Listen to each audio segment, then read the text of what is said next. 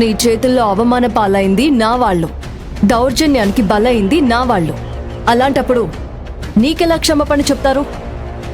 బేబమ్మా, ఆఖరిసారిగా చెప్తున్నాను, క్షమాపణ చెప్పావా సరే, లేదంటే మా అమ్మ మీద ఒట్టు, చిక్కడే మిమ్మల్ని అందరినీ మట్టిలో కలిపేస్తా.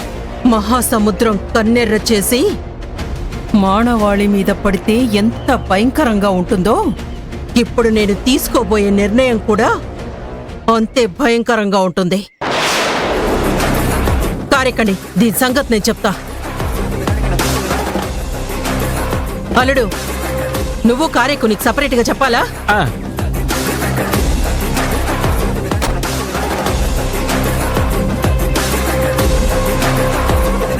చే కళ్యాణి, నీకు మృత్యువు నా రూపంలో వస్తుంది. ఎదిరించి నిలబడతావో లేదా కాలగర్భంలో కలిసిపోతావో నీ ఇష్టం.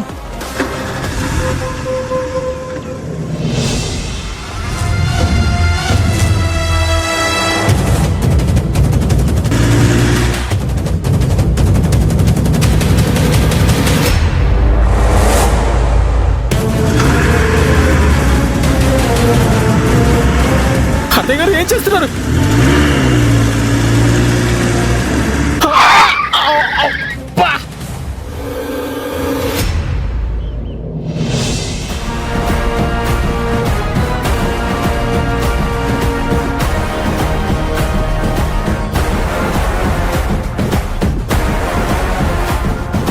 అత్తయ్య గారు, బ్రహ్మరాక్షసి గురించి వినడమే గాని ఫస్ట్ టైం చూస్తున్నానండి.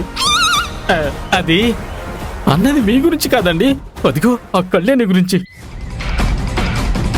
ఆల్రెడీ వీళ్ళమ్మ నన్ను కొట్టి తప్పు చేశాం, మళ్ళీ దీన్ని కారుతో గుద్దేస్తే లేనిపోని గొడవలు అవుతాయండి. ఈ ఒక్కసారికి నా మాట వినండి, వెళ్ళిపోదాం అత్తయ్య గారు. అవునమ్మా, అది మహా మొండిదాన్లా ఉంది. మనకి వాడి దగ్గర డబ్బులు వసూలు చేయడమే ముఖ్యం. వెళ్ళిపోదామమ్మా.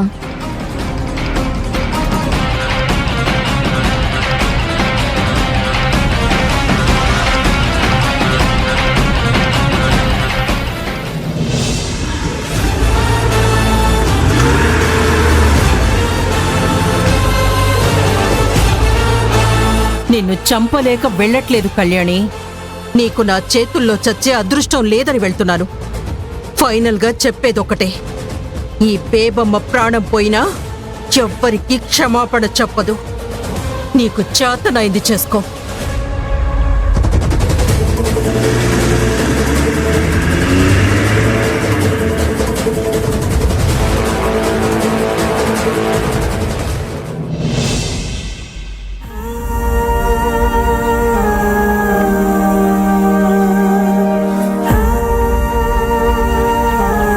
కళ్యాణి, ఏమైందే?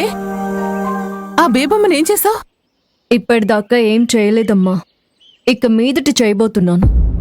ఏం చేయబోతున్నావమ్మా? ఆ బేబమ్మ మీద కేసు పెట్టి జైలుకి పంపించబోతున్నాను నాన్న. పదండి, అందరం కలిసి పోలీస్ స్టేషన్కి వెళ్ళి ఆ బేబమ్మ మీద కేసు పెడదాం. కళ్యాణి, కేసు పెట్టాలంటే మన దగ్గర సాక్ష్యాలేం లేవు కదక్కా. అమ్మా నాన్నని కొట్టినందుకు మీరిద్దరే సాక్ష్యాలు, ఇంతకు మించి ఇంకేం సాక్ష్యాలు కావాలి? అక్క, నా దగ్గర వీడియో ఉందక్క. ఆ బేబమ్మ మా మీద అమ్మ మీద దౌర్జన్యం చేసినప్పుడు అదంతా నేను వీడియో తీశానక్క.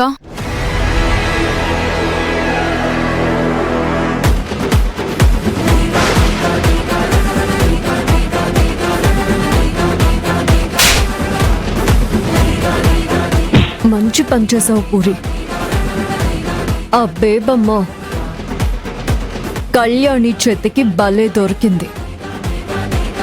బేబమ్మ, ఈ ఒక్క సాక్ష్యం చాలు నిన్ను కటకటాల వెనక్కి నెట్టించడానికి.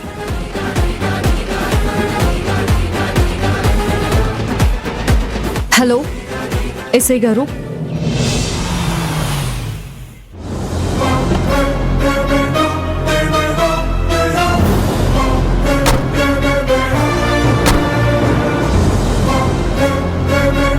మీలో కళ్యాణి ఎవరు? నమస్తే సార్, ఇందాక మీతో ఫోన్లో మాట్లాడింది నేనే. చెప్పమ్మా, ఏంటి ప్రాబ్లం? ఆ ఫైనాన్సర్ బేబమ్మ నేను ఇంట్లో లేని టైంలో వచ్చి మా అమ్మని మా నాన్నని అతి దారుణంగా కొట్టింది సార్. అడ్డొచ్చిన మా చెల్లెళ్ళ మీద కూడా దాడి చేసింది సార్. మా కుటుంబ సభ్యులందరినీ భయభ్రాంతులు చేసింది సార్.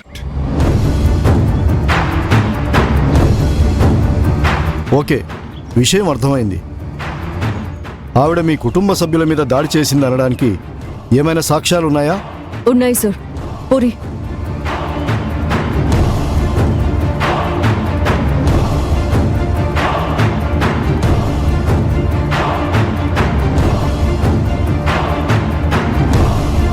ఓకే అమ్మా, తన మనిషి మీ ఇంట్లో దాక్కోవడంతో అతని కోసమే వచ్చుంటారు.